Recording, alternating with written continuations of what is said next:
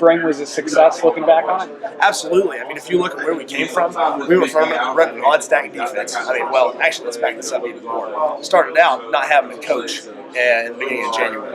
Okay, we learned who our coach was. He came in and hired a bunch of other coaches. The only people that we had around are GAs and strength staff.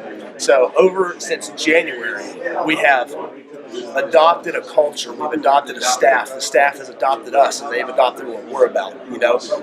Coach Brown's bought into that, blue collar, toughness, mountaineer mentality kind of thing.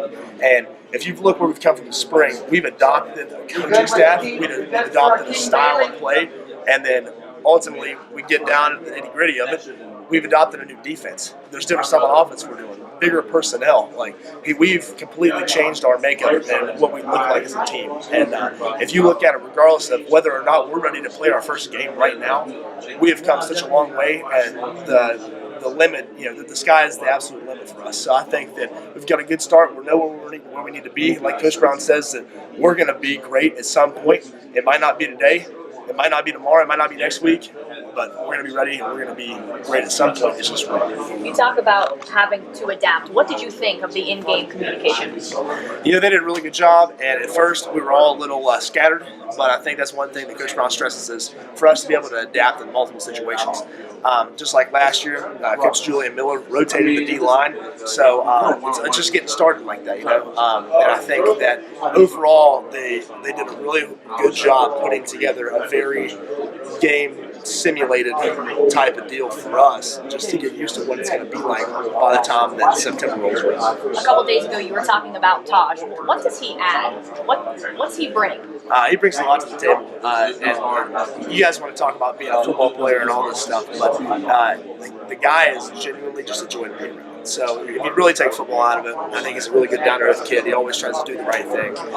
So he's somebody that he's more than a uniform and a helmet. I think that's something we should really stress. On the field, he brings length, size, and speed. I mean, if you've ever been around the guy, he's huge. He's taller than I am, and he weighs a lot, and he moves really well. And considering that he's a young player and he's got so much time left, he's going to be something that you guys want to watch out for. He's just going to develop and keep on going as long as he keeps his head on right, and I have no doubt that he will because of the type of person he is. What do you think of Polar? Coach Brown had said he thought he was one of the most improved guys throughout the spring. Absolutely.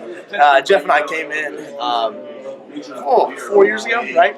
So this is my fourth spring, and Jeff and I came in together. We were the 9 early enrollees for my class. And, when Jeff got here, he didn't have the best start. There was a couple of things that he had gone through, and regardless, I mean, it doesn't matter now, but he's overcome a lot of adversity on the field and off the field. And if you look at him now, his name was on the Iron Mountaineer ballot this year.